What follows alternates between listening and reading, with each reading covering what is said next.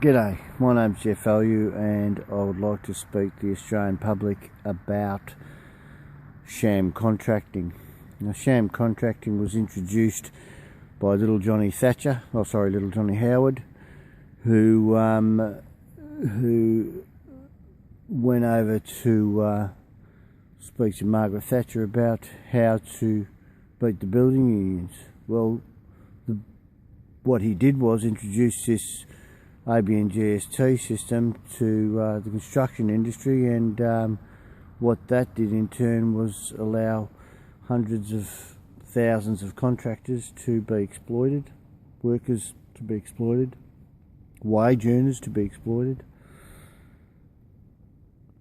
unpaid superannuation, unpaid long service, no payment of insurances, no employment of apprentices, employing people unskilled, untrained, and allowing many thousands of people to underquote contractors that are paying a normal wage system. Now, it's quite easy to understand when you're in the industry how hard it is to get a job on wages in the building industry. How can people compete against somebody who's quoting for a wages job, that's quoting to pay superannuation, quoting to pay long service, quoting to pay all the entitlements that they should be paying when a person is working on wages, compared to someone that's avoiding paying payroll tax, avoiding paying superannuation, avoiding paying long service, avoiding paying holiday pay, avoiding paying sick pay, and all the general entitlements. How can they compete? Well, they can't compete. There is a law that's called sham contracting. That's what it is. It's actually sham contracting, when an employer employs an employee.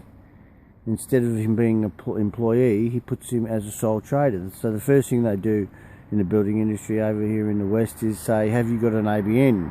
If you haven't got an ABN, we're not going to employ you. Because we can't afford to pay wages, because we're getting underquoted by over $1 million on some major construction sites around Perth, because you've got the Chinese, and I'm not picking on any race, but you've got Chinese companies and you've got other companies coming in that are not quoting to do the job on paying the wage system, paying workers the proper wage, taking the proper tax out. So what that does is put a massive hole in our economy by allowing individual workers to become sole traders. That also has an adverse effect on the safety side of things. What that does is allows people to become sole traders, and the sole traders have responsibility in relation to their duty of care. It takes the pressure off the builder, puts it on the individual. Now, again, it's open for exploitation in relation to workers coming over here from Ireland and England and China and all over the world, and knowing that there's a tax system that they can collect the GST, they can collect a wage without having to pay income tax, without paying the GST, and after a few months, and using false ABN numbers, and after 3 or 4 months, running off with all this money that's owed to the Australian Tax Office. Now, how long has it been going on? Well, 5 years ago, I went to the tax department expressing my concerns about this as a union man. I took another union official with me. I also wanted to take a politician with me to speak about a particular contractor that was using this sham arrangement system, and the tax office didn't want me to bring the politician because they said because of the Secrecy Act. Well, it's not a secret that we're losing billions and billions of dollars of unpaid taxes, unpaid superannuation, unpaid long service, and workers' compensation problems in relation to this sham arrangements, and now we have another problem, and that's no policing agencies to monitor it, other than the tax department trying to chase up individual sole traders that have got massive tax bills, which they're rubbing their hands together because they're building up large interests. The tax department rubbing their hands together because the interest that they're charging is better than the money market. Now, when I say there's no policing agency, there was a policing agency called the ABCCC, also the ABCC. Now, the ABCC had a method in place to deal with sham arrangements. Now, what happened was I took it up to the ABCC on several occasions in relation to particular contractors using this system, because there was no other policing agency to do so. The tax department were too busy scratching their heads going, what are we going to do? The Ombudsman's office, well, they're useless, totally useless. And you've got a government body, a federal government agency that was given the authority to deal with sham arrangements. Well, on doing so, on informing this federal government agency about a particular contractor that was using sham arrangements, I gave a 2-hour, 18-minute interview to the ABCC.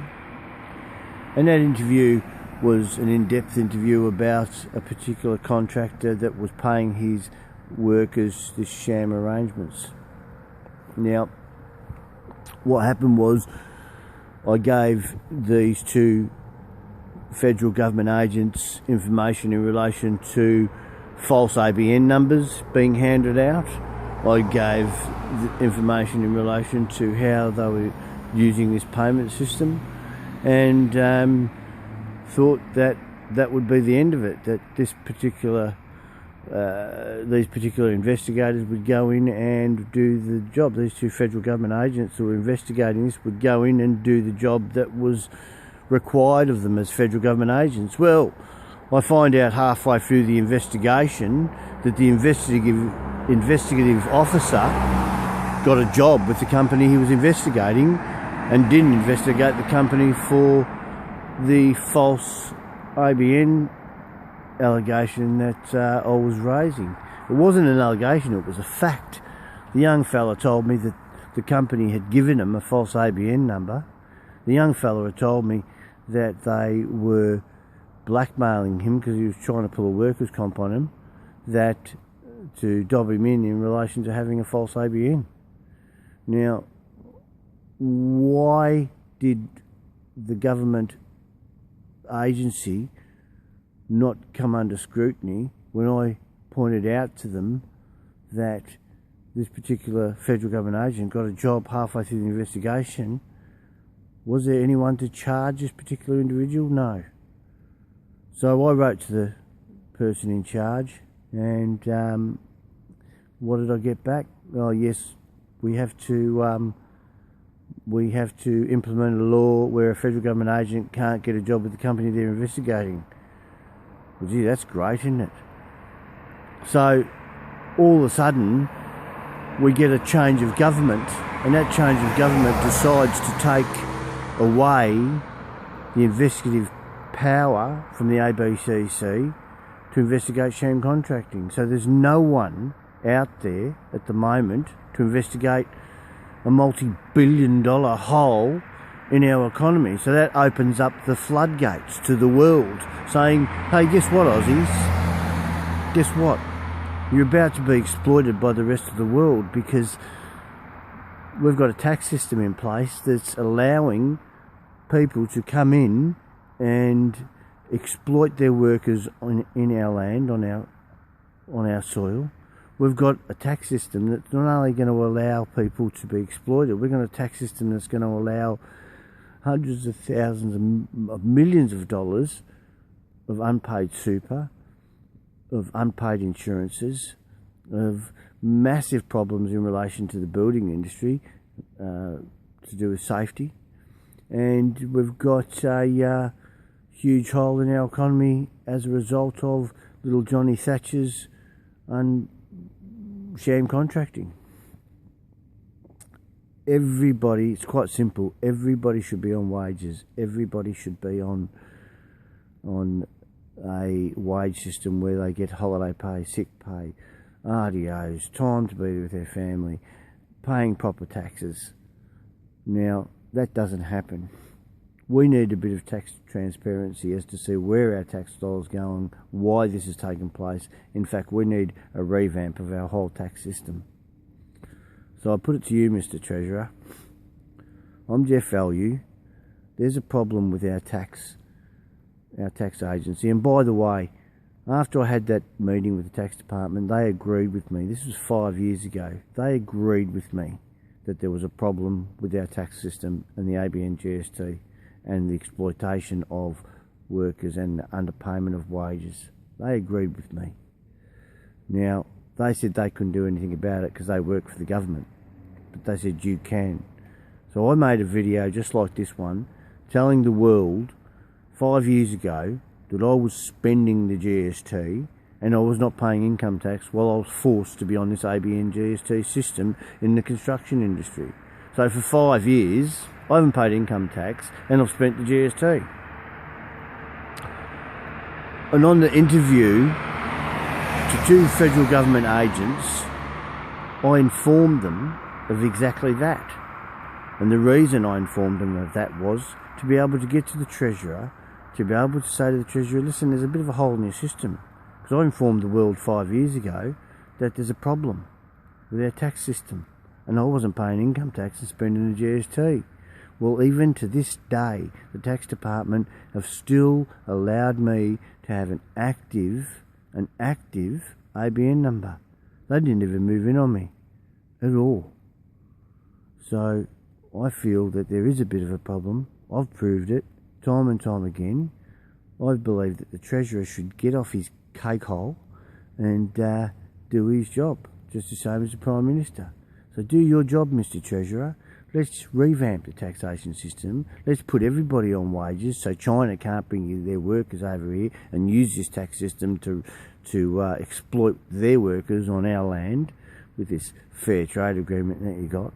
And let's try and bring our economy back to where it should be and pull an amnesty on everybody that owes GST, because I can tell you there's some major questions about the tax department that need to be asked and answered by the Australian public.